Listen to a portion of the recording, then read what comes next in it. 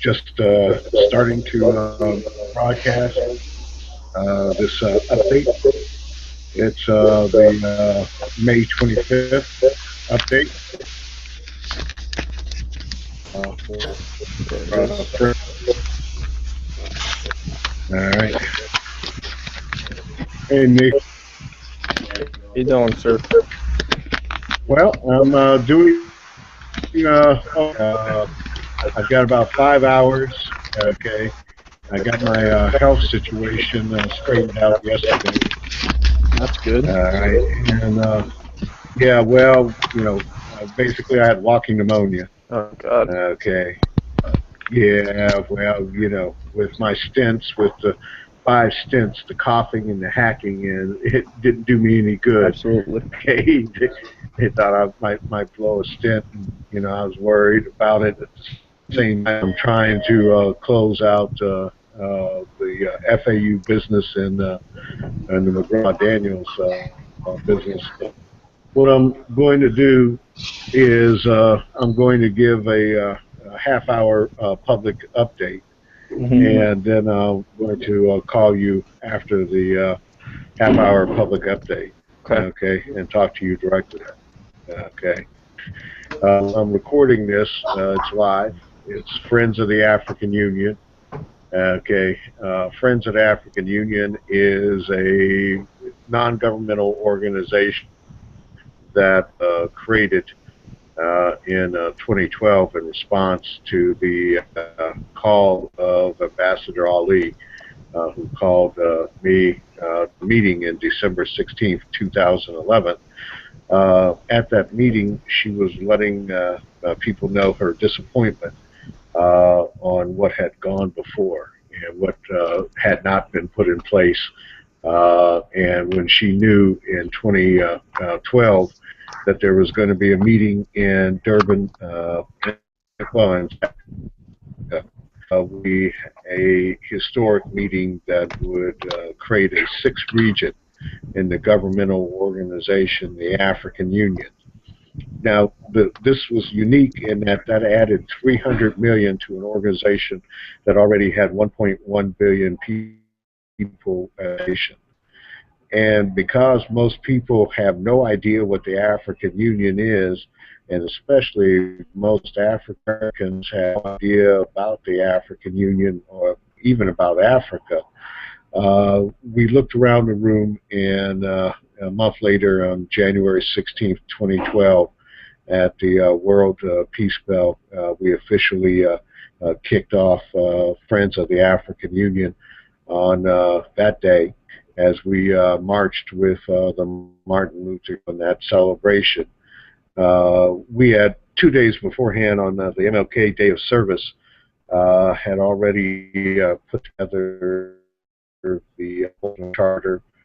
We hosted it under my company, McGraw Daniels, hosted the birth of Friends of the African Union. We then proceeded over the next year to be involved with the United States State Department invited us to the U.S.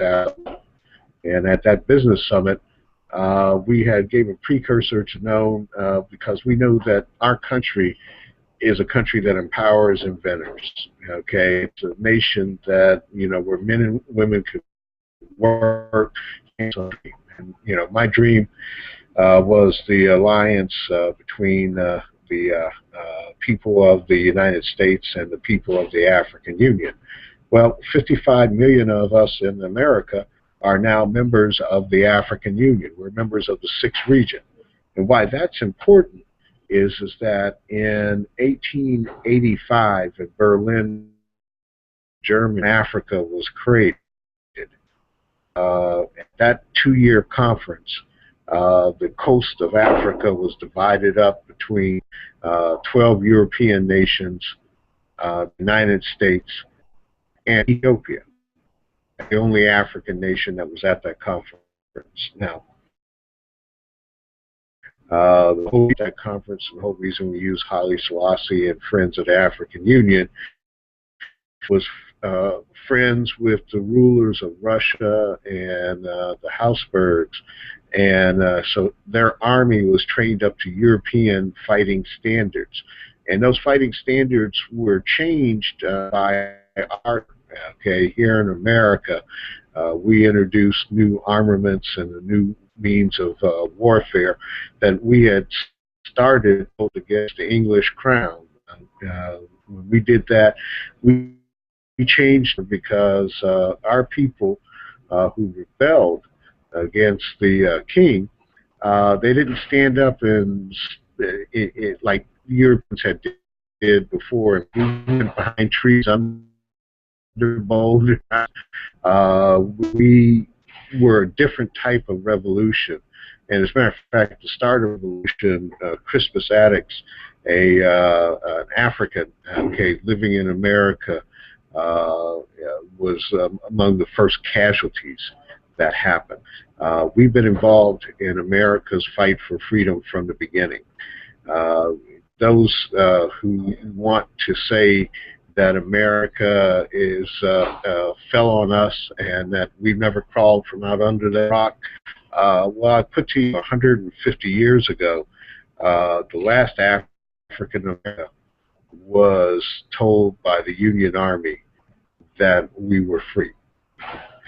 And now in 2015, we have this forward-facing opportunity from this organization, the African Union, that traces its history back to 1885, that as an organization is accepted by the United States as the representative body of the people of the African Union, all 1.1 billion people on the continent and 300 million of us of the African migration or diaspora.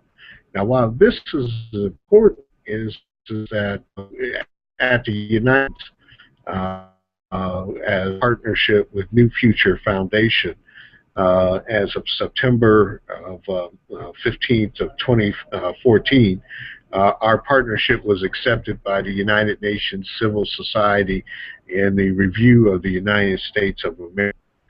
And you know, we're talking about the world's great power, okay, is the United States right now. And people have to remember that in the 20th century, whole reason that the world isn't under a German leadership for World War I and World War II is the United States. We sacrificed millions of our people, of course, the world. In World War II, we lost over 250 million people in that World War. But we followed on in the fight in the Cold War, okay, and in South Korea is in existence because of our sacrifice. That's where my father came out of that war. Followed on that we made mistakes, okay. When we came out of World War II, yes, did we make mistakes? No question. I mean, the Atlantic Charter was a great thing, okay. You had 1885, you had the treaty that created Africa, but by the 1941, Roosevelt proposed the Atlantic Charter that gave rights of freedom, is saying that this war that we are now entered into is a war for freedom and for colonial freedom. Unfortunately, he died before the end of World War II. And in our implementation in the United States, we followed on with the colonial masters from the French, from the Dutch, from the English, and as a result, we were in opposition to many of the freedom movements in the world. But what has happened now is that China and Russia, who aided in these many liberation movements, they have shown themselves in 2015 on the table as an opposition to the United States on the world stage, because there's this great new scramble for Africa. There has been for the latter part of the 20th century. What's different in the first part of the 21st century is that Africa has now reached out to its diaspora. It's reached out to its diaspora through the United Nations.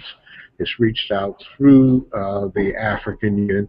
It's reached out bilateral agreements that have launched starting in 2000 with the United States, the African Growth Opportunity Act. It started with the Millennium Development Goals, which now are up for renewal.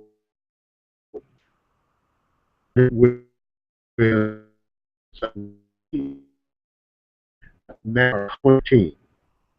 And Friends of the African Union, although we got started late in the mix, builds on our cumulative experience.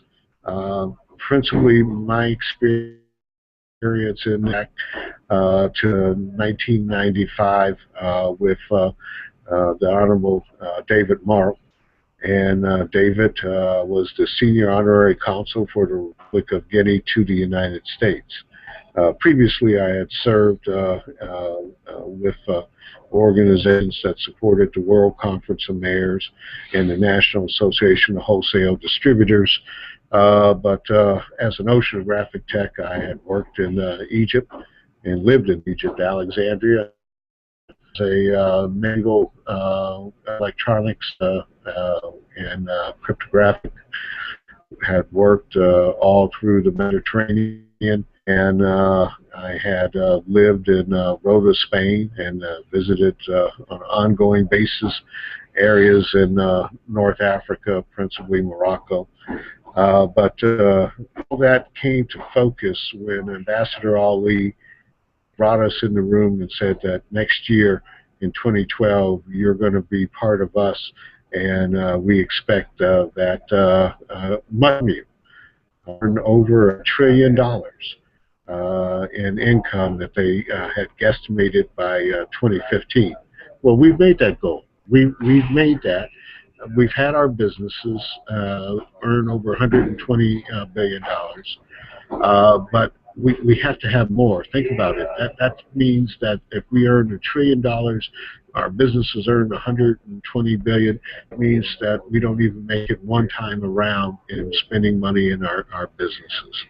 So Friends of the African Union was created as an economic development platform. It was created as a new civil ruling body would be supportive of the secretariat be put in place. And that secretariat that would be put in place would be supportive of 6 regions here in the United States, 55 million of us, earning over $1 trillion in 2014. Our business is 120 billion, and that Africa has asked for our help. They gave us 5 specific tasks. We're about those tasks. The way we are about those tasks here in Cincinnati is working with groups as My Brother's Keeper. And what we're implementing under that is My Brother's Keeper of Africa. But it's based on February 27, 2014, when President Barack Obama gave out the My Brother's Keeper Community Challenge. And so what it's about is helping to support more broadly about their future works with changing moments. So what we did is that we've combined programs that we know that work, and we don't have to guess it works. And we're bringing all those programs together so that this 25th, we made a commitment to My Brother's Keeper of Africa when we had announced it on the 23rd of May at My Brother's Keeper of Greater Cincinnati. Friends of the African Union is one of the founding groups to My Brother's Keeper of Greater Cincinnati. As a result of My Brother's Keeper of Greater Cincinnati being a platform, My Brother's Keeper of Africa will be our coalition platform that will be centered in Cincinnati and Madisonville. It'll be International Trade Center, and it will embody the New Future Foundation and Friends of the African Union's efforts within the United Nations. As of last Thursday, New Future Foundation, our partner in the United Nations, was not only accepted at ECOSOC level, but at DPI level. That means that we can have 9 permanent site passes at the United Nations in New York and other locations. It means that we're part of the official United Nations family and civil society family. And our case that are drawing on the resources that are already have been put in place in support of My Brother's Keeper. But what we're doing is focusing those as part of President Obama's My Brother's Keeper Community Challenge to update Plan Cincinnati as a process and using an updated process and current technology in line with the 2015 vision, which is to create jobs by exporting our Cincinnati-based professional services to Africa. Now, we've partners with companies that are doing work for creating the international web presence, and then we plan to tie in our local businesses into that web presence because we're delivering by June 19th a solution set that says, one, we can fulfill what the African Union asked us to do. They asked us to put some databases together, some databases for those who do business with Africa to create a marketplace, and they asked us to create an electronic commerce transfer, and fifth, to create a financial services infrastructure. So one, when we engage this transnational, international technology company to create the base website using Oracle technology, was what they would be creating a platform for businesses to joint venture with us as part of our Chamber of Commerce.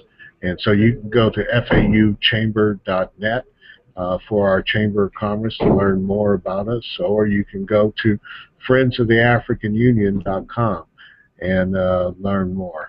My name is Herschel Daniels. I'm on LinkedIn. I'm chairman of Friends of the African Union. And this has been a update that we are starting to be issuing on a daily basis at friendsoftheafricanunion.com. Our membership organization for your businesses is fauchamber.net. And to be a member of Friends of the African Union itself is free. And it's open to everybody who can support our operational principles, those who can be can buy into our motto that poverty is not an accident. Like slavery and apartheid is man-made, it can be removed by actions of human beings. Okay, so we took Nelson Mandela's quote and heart. And so, you know, what we're doing is we're creating joint ventures on the for-profit side that support us on the non-profit side, so that we can build up trade. And as we build up jobs, okay, we fulfilled the mission that we said that to the United States State Department in 2012 at the when the U.S. State Department collaboration with PA, DOD, SBA, and Cincinnati. We told them that FAU is a new civil society enterprise founded on the work that has gone before for the benefit of not only the African Union and the African diaspora, but their host countries. And the key point that happened to us along that journey from 2012 to 2015 is that last year we partnered with New Future Foundation to respond to the Universal Periodic Review of the United States. And what we put in place was a quantitative easing-based solution based on to President Obama back in 2012 that we codified in the Kwanzaa Accords of 2012, implemented on the MLK Day of Service, and he wrote me back. And I thought it was a form letter. Well, it turned out not to be a form letter. We're a little bit removed from the president, but people who were close to him said, you need to pay attention because it's not a form letter. You need to implement. We are implementing. We came together last year with the New Future Foundation. We responded to what President Obama said were problems in human rights in the United States, including problems in the economics. And we are now in the process of rolling in June 2015 our process. And that process was presented to the United Nations on May 11th. 2015 was incorporated in answers to the certification of the Universal Periodic Review of the United States on May 15th. 2015, and then last week we, as I said, into another level of the United Nations and the DPI as well as the civil society. And then this week we presented our technology solution their report deals with Africa, and we submitted our solution that's based on not only Bitcoin technology, not only Tor technology, but technology that is in open source now, patent number 5577042, that we created an infrastructure that can serve our people as a platform and as a platform for development.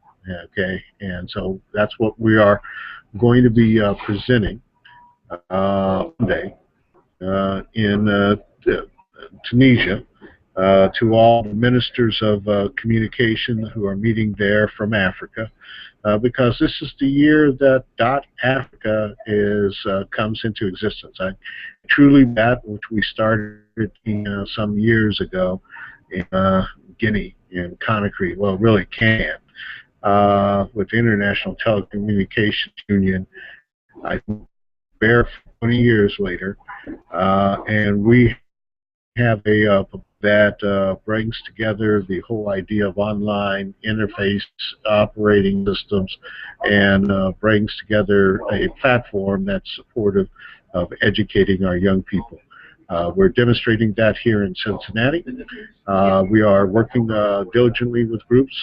Right now, as a matter of fact, you're hearing me brought from the Maker Center in Cincinnati. This is the main public library. We have a digital 3D print, audio recording, video recording infrastructure. And we are in the process of implementing this in Cincinnati Public Schools, starting with Taft Elementary. And we're doing this as part of our initiative of My Brother's Keeper, where Friends of the African Union has 8 primary operations. But first is human services. Second is health services, then social services. We make sure on housing. And on that, we also provide education and cultural and information. But we businesses, and we support businesses that are supportive of erasing the digital divide in the people of the African Union. And we do that as